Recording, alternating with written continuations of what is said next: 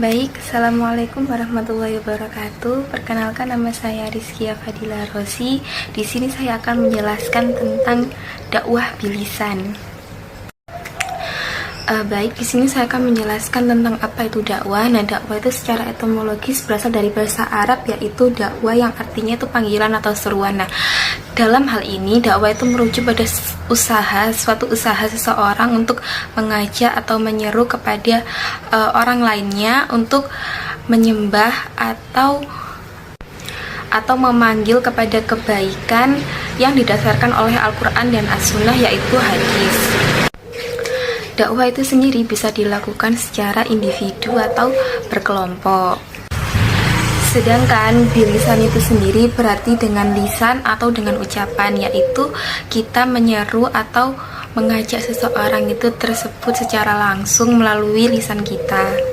Nah, dakwah bilisan ini merupakan seruan yang verbal atau disampaikan secara langsung kepada individu atau kepada halayak ramai. Nah, dakwah bilisan itu sendiri adalah komunikasi atau interaksi paling langsung yang dilakukan oleh dai si pendakwah dengan mad'u si audiens. Nah, dakwah ini juga memungkinkan pendakwah memberikan penjelasan, pertanyaan, dan memberikan bimbingan serta memberikan penjelasan langsung terhadap si audiensnya. Nah, seperti yang sudah saya jelaskan di awal tentang dakwah bilisan, yaitu ada dua macam. Yang pertama adalah dakwah bilisan secara langsung, dan yang kedua adalah dakwah bilisan secara digital atau yang kita biasa kenal itu sebagai dakwah bilisan di media sosial. Nah, dakwah bilisan secara langsung adalah dakwah yang ada interaksi antara si dai dengan si mad'u. Nah, dakwah bilisan secara langsung itu biasanya ada di masjid-masjid terdekat, yaitu kadang masjid-masjid tersebut itu memberikan ceramah setelah subuh atau setelah maghrib, seperti itu. Nah, sedangkan dakwah bilisan secara media sosial atau online adalah dakwah bilisan yang tidak ada interaksi antara si dai dengan si mad'u. Nah, terkadang ada beberapa penceramah atau ustadz-ustadz yang menggunakan dakwah bilisan secara hybrid. Nah, hybrid di sini tuh misalnya yaitu dakwah secara langsung berinteraksi dengan mad'u, dan beliau juga melakukan live streaming di YouTube atau platform media sosial lainnya. Nah, contohnya tuh ada Ustadz Hadi Hidayat, biasanya beliau itu melakukan dakwah bilisan secara hybrid. Kadang itu juga ada Ustadz Khalid Basalamah.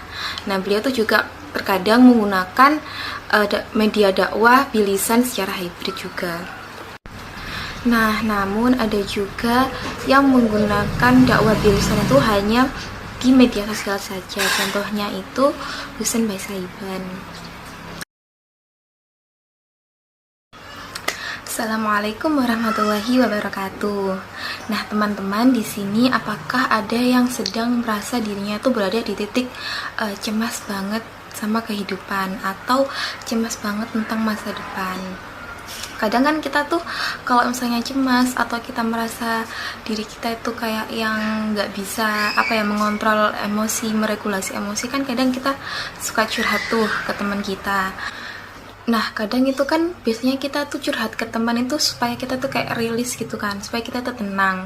Tapi ada kalanya setelah kita curhat itu kita masih belum memiliki perasaan yang tenang. Perasaan kita tuh masih yang kayak benar-benar masih cemas, masih nggak bisa dikontrol dan lain sebagainya. Nah, tapi ada salah satu metode dalam Islam, yaitu adalah tadabbur Al-Quran. Nah, tadabbur Al-Quran itu apa? Tadabbur itu adalah menghayati dan memahami pesan-pesan apa yang disampaikan Allah di dalam Al-Quran. Nah, makanya ketika Nabi itu ada masalah, obatnya itu adalah ada di Al-Quran. Nah, maka dari itu Allah itu menyebutnya wasyifaun lima fisudur, yang artinya Al-Quran adalah sebagai penyembuh.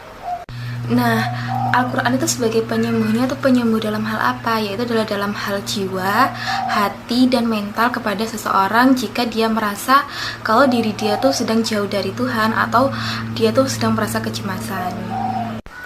Nah, bagaimana sih cara kita itu menjadikan Al-Quran sebagai asyifa atau penyembuh, sedangkan ayat Al-Quran itu kan banyak ya. Nah, sebenarnya itu kayak Semua ayat Al-Quran itu sebagai penyembuh, tetapi tergantung dengan fadilah mereka masing-masing. Nah, bagaimana sih cara Rasulullah atau para sahabat itu mentadabburi Al-Quran? Yang pertama yaitu dengan cara tematik atau konseptual. Nah, kita tuh harus tahu akar masalah kita itu apa. Nah, biasanya ayat Al-Quran itu turun ketika Nabi itu emang ada masalah kan. Nah, maka dari itu ayat Al-Quran itu turun itu secara konseptual atau tematik. Maka dari itu ayat Al-Quran itu turun kepada Nabi itu secara berangsur-angsur selama 23 tahun ya, karena itu tadi sesuai dengan masalah yang dihadapi oleh Nabi, maka ayat Al-Quran tersebut akan turun. Nah, hikmahnya itu adalah Al-Quran itu bukan hanya sekedar dibaca, tapi juga ditadaburi, yang artinya Al-Quran itu adalah asyifa, yaitu pemberi sebagai penyembuh dan juga petunjuk bagi hidup kita. Sekian yang bisa saya sampaikan, kurang lebihnya mohon maaf. Wassalamualaikum warahmatullahi wabarakatuh.